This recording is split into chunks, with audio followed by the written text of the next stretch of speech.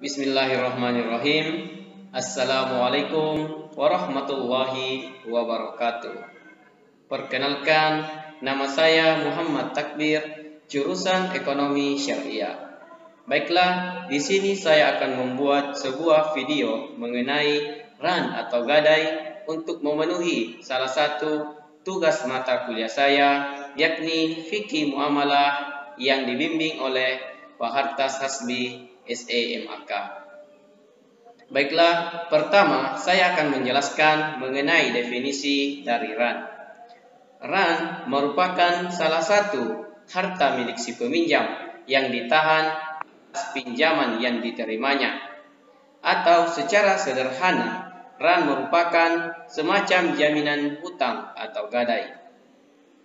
Di dalam syariat pemilik barang gadai disebut dengan rahin, sedangkan penerima barang gadai disebut dengan murtahin, dan barang yang digadaikan disebut dengan ran. Yang kedua ialah pandangan ulama terkait ran.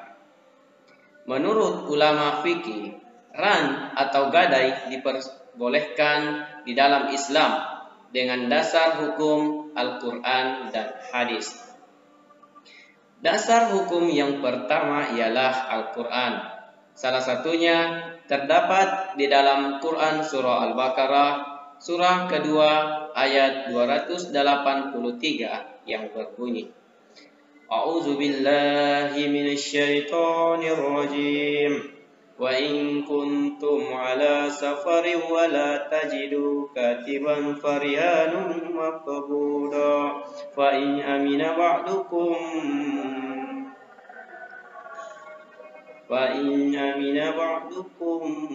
ba'dan falyu'addil ladzi tumina amanatahu wal yattaqillaha rabbah wa la taktumus syahadah wa man yaktumha fa innahu athimun qalbuh wallahu bima ta'maluna alim.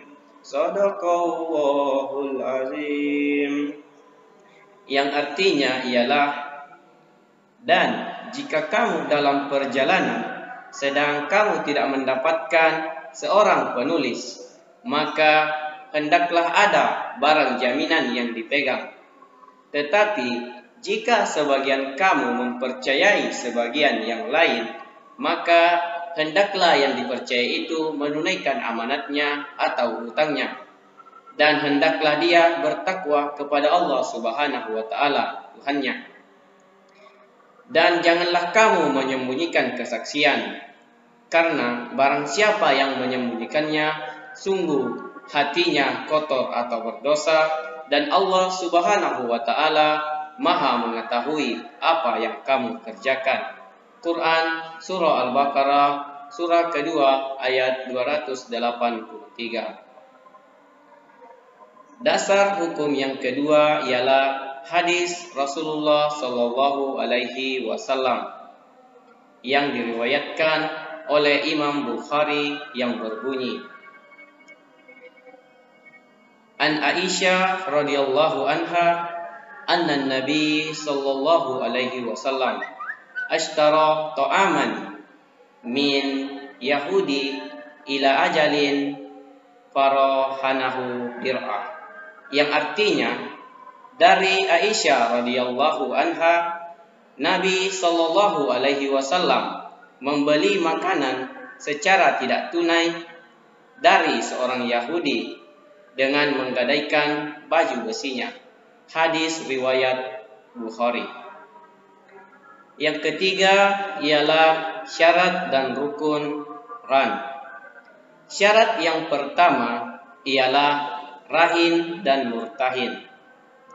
Rahin dan murtahin disyaratkan keduanya ialah orang yang cakap dalam melakukan suatu kegiatan hukum yang sesuai dengan syariat Islam, yakni balik dan berakal.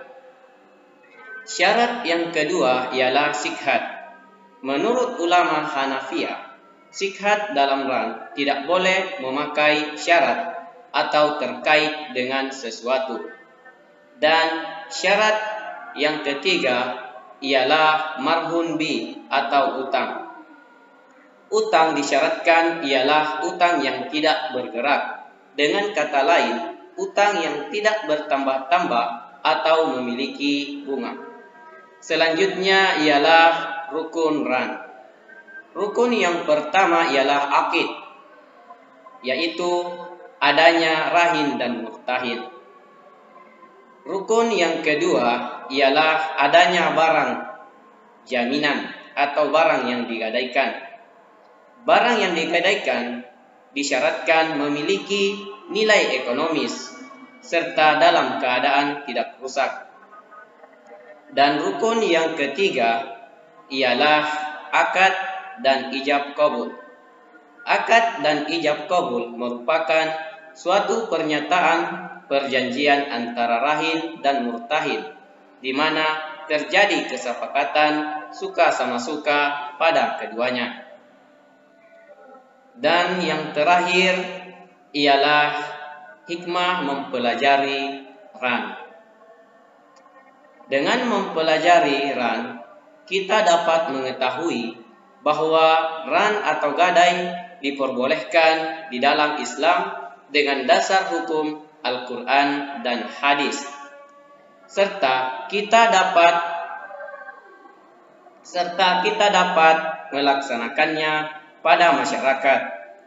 Dan apabila ran atau gadai dilaksanakan pada pegadaian, maka hal tersebut sangat membantu saudara-saudara kita yang kekurangan dana. Mungkin cukup sekian penjelasan dari saya mengenai ran atau gadai. Kurang dan lebihnya mohon dimaafkan. Saya akhiri dengan ucapan nun wal qalami wa ma yasturun. Assalamualaikum warahmatullahi wabarakatuh.